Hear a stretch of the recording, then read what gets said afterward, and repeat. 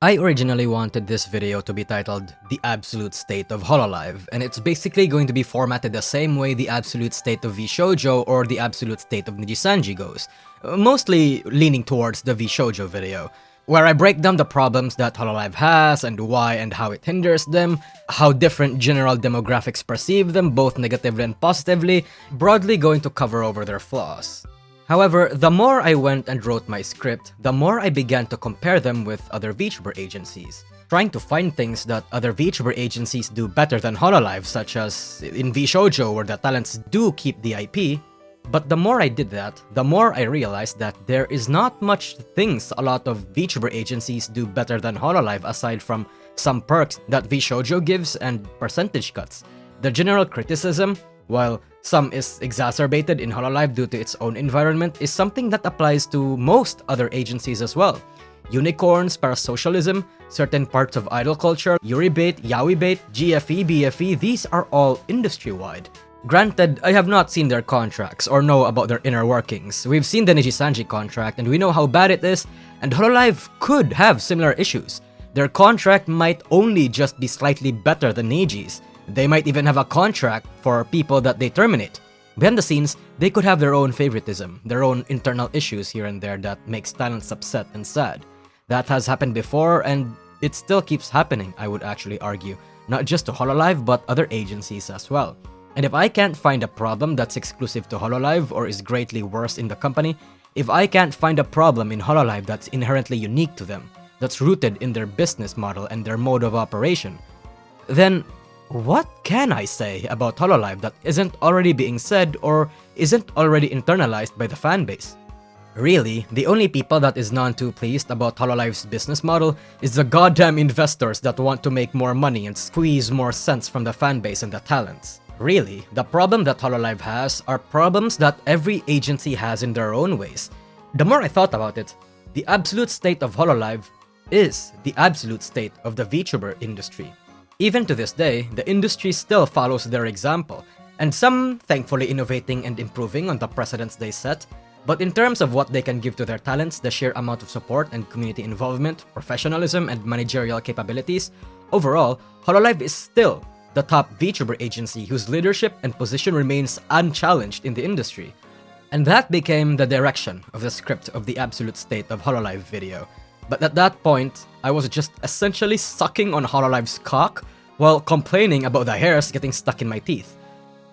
That's a bad figure of speech. I'm still working on my wordplay, okay?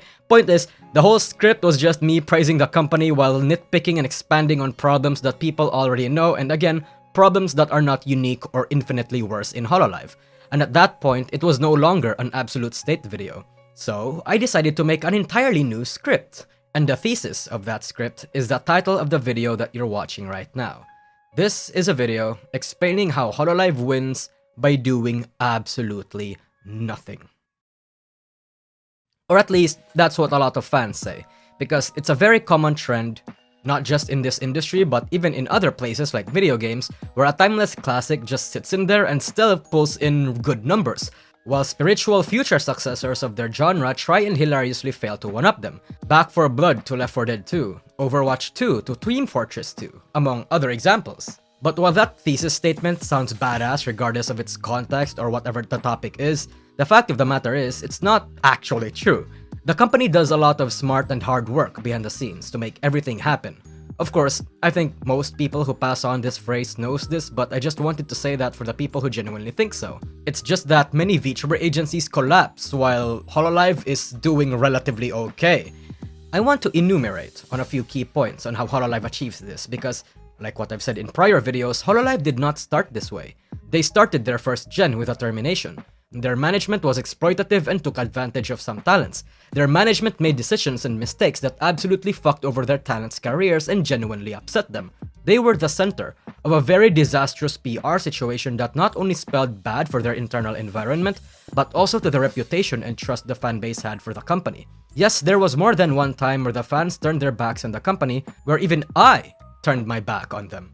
However, they have taken steps to grow beyond that, letting the mistakes shape a better environment instead of letting it fester.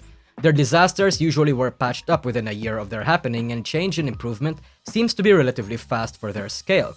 and that is because of reason 1, feedback and improvement. Cover Corp seems to know how volatile and terrible loud and upset fanbase can get. They do care about their investors and shareholders and the people that they have to answer to business-wise, but first and foremost, they care about the fans and talents. Of course, this does not necessarily apply all the time because as a company, Cover Corp has to make money as their primary directive and make decisions that their talents and fan base may disagree with, how heavily and emotional it might get. It happens to all companies, but Cover Corp takes that one extra step to make up for the parties that get involved, such as the case recently, when there were massive complaints of the Fifth Fest foods getting delayed and people were getting rowdy and upset over it on social media. Normally, a problem like this in any other convention gets fixed in the next year, if it even gets fixed at all. However, they managed to fix it literally on the next day. Another case was when the Hololive summer event of 2023 got issues due to the streaming platform failing on them. They literally make day 1 free. It was a problem that was primarily the fault of the streaming platform, yet Cover Corp was the one who made up for it for the community's sake. A decision that I don't think any other company would do because it would result in some big financial losses. Again, they are far from perfect. There are some things they do even to this day that I fundamentally disagree with, but the one thing that I can count on is the fact that they'll always do right by their community, even if it is something that is a financial loss for them. That's also the crux of the second reason: content over profit and risky innovations and investment. Using the second example I gave you guys earlier, where they made day 1 of Hololive Summer free, I want to emphasize that this action, this prioritization of content and fun, was not a one-off decision that Cover Corp made. This is a behavior from them that has been consistent for a while now. See, not many VTuber agencies like to take too big of a risk or hefty investments. Understandably so, because not many agencies are in a position or have the privilege to be able to do so. But Cover Corp can and have. Almost a year ago, they announced a $20 million mocap studio that took a year and a half to create. This would not just allow Hololive to make 3D performances smoother, much more convenient, and generally better, this would even allow other corporations or companies to be able to utilize the studio as well. Because back in the past, 3D performances were a mess, with some members sharing stories about how 3D recordings were sometimes inconvenient. This is not your regular mocap studio, by the way. This is one of the biggest mocap studios in Japan, bigger than 10 tennis courts combined. They are also heavily investing into expansion, a proper expansion even, by opening up shop and setting up a Cover Corp USA subsidiary, a move that no other VTuber agency has even begun doing.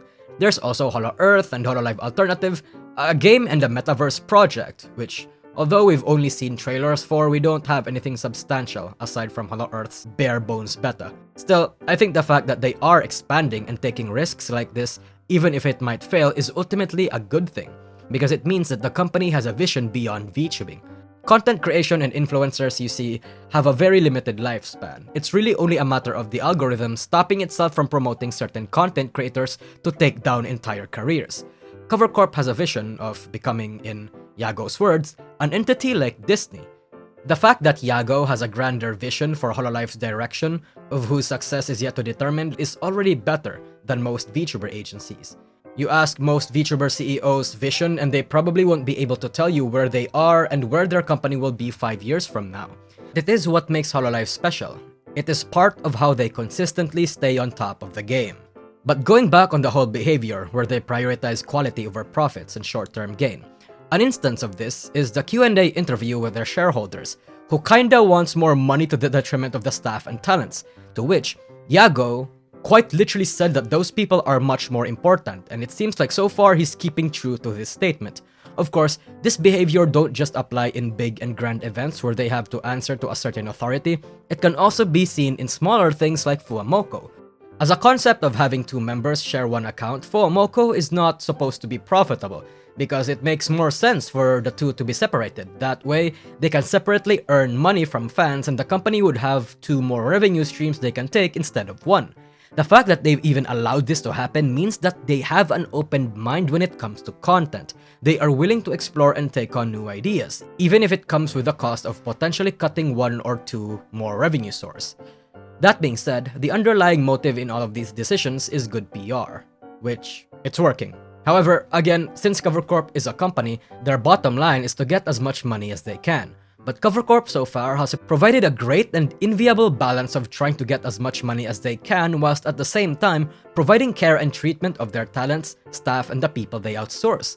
Not just to the talents within their home base, but even to the talents outside Japan. Even if those members face inconvenient and seemingly unfair circumstances, like having their flights not be paid for at times or 3D live perms being difficult to pursue. CoverCorp, despite literally being a smaller company and has fewer talents, still has more staff, more projects, more facilities, and thus has more maintenance costs and people to pay. But despite that, their revenue is almost going toe-to-toe with Nijisanji, the biggest VTuber agency in the world with infinitely less management, projects, investments, facilities, and maintenance costs, despite Nijisanji being literally made to profit max.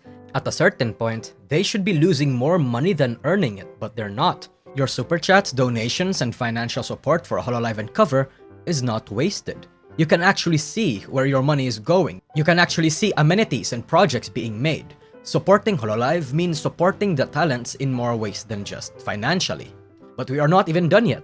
Reason number 4 is their interesting way to maintain community trust despite of drama, negative connotations, and absolute seething. See, here's the thing.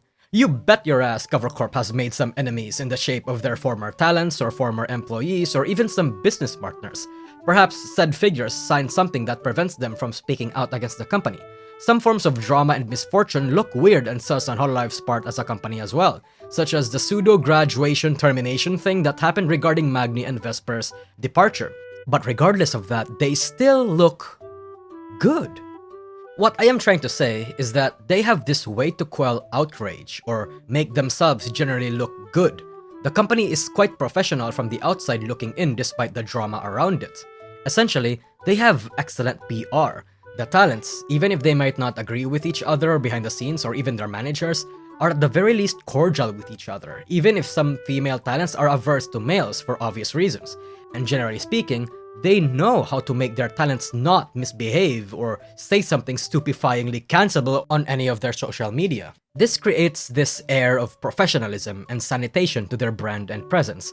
However, at times it can appear as if they're too clean, too perfect, boring and bland to many people who wish to see genuine, unfiltered chaos. But despite those feelings, however valid it may be, it's worked on having them avoid issues or be involved in drama that plague Twitter all the time. Their political opinions, their hard stances on matters that they may or may not fully understand, that'll ruffle a few fellow VTubers' feathers or turn away some sponsors or upset some fan bases. Those are not aired out. In general, they are a safe space for people who genuinely want to be entertained.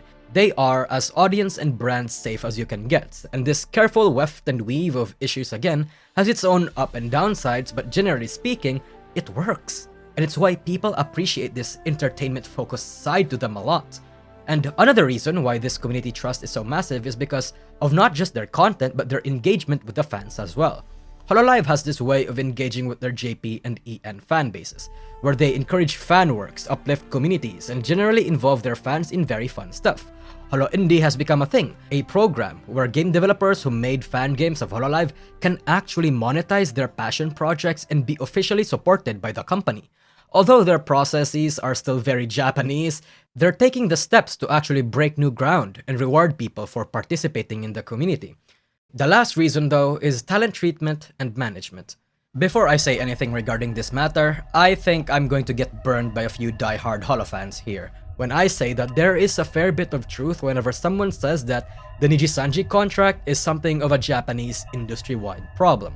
Like I said, even if I shat on the Nijisanji contract a lot, I think Hololive's contract is only slightly better. It most likely is not as glamorous and totally perfect as a lot of starry-eyed, rose-tinted praises that a lot of fans give it. People still struggle in there. Goals and potential desires still get rejected, dreams can sometimes be denied. But despite that, they're still arguably the best in terms of the opportunities and management they do for their talents, just due to the sheer clout and power they receive compared to literally every single agency. At the very least, they seem to treat their talents better. They get to own their play buttons and own their achievement, able to fulfill their performative dreams if they have it. The sheer number of opportunities you'll get if your vision and content aligns with that of Hololive will be absolutely massive. It's actually undisputedly the best in the entire VTubing space currently if you're not big already.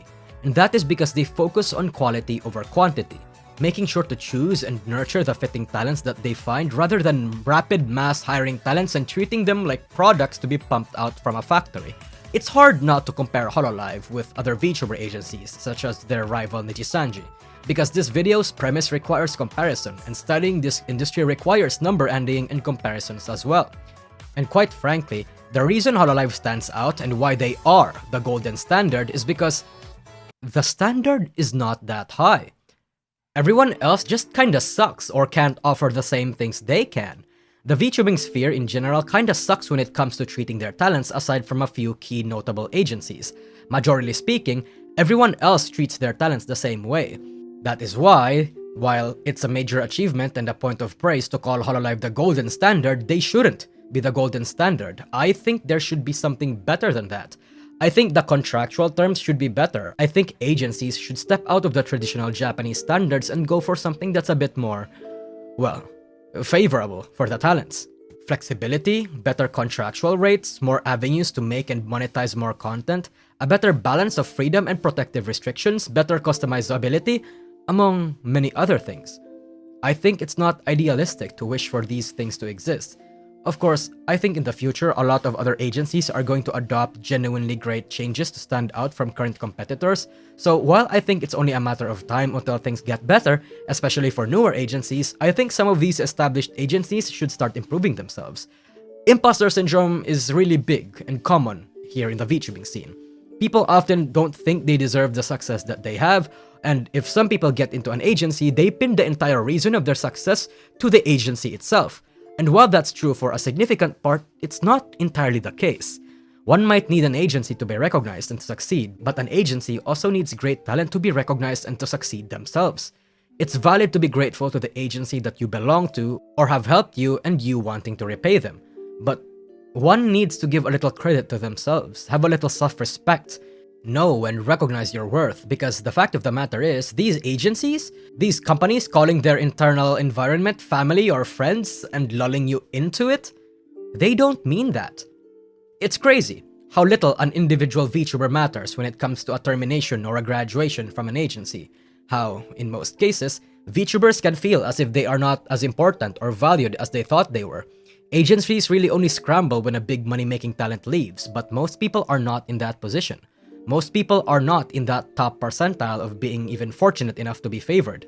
So if most agencies don't see your worth, that's gonna have to be something you recognize for yourself. Of course, what I say here is not a universal truth. It depends on certain circumstances, on your financial well-being, your needs and wants, your goal, your current relationship with the agency. One might think it's easy for me to say what I am saying right now, and I understand that, but at the very least, take some pride in yourself and your work. Learn to request and demand better, haggle, negotiate. Your achievement is not all theirs, even if they gave you the platform. It's yours. You put in the hours, you learned to entertain, you navigated the industry. Your skills got you noticed, you got yourself to where you are now. Your relationship with an agency is ultimately transactional. And that is going to be where it all and how it all boils down to in moments that matter. And I think that's really my last and strongest message for this video. Never, ever treat any company and agency as if they're your friend or family. Because corpos are your friends until one day, they aren't.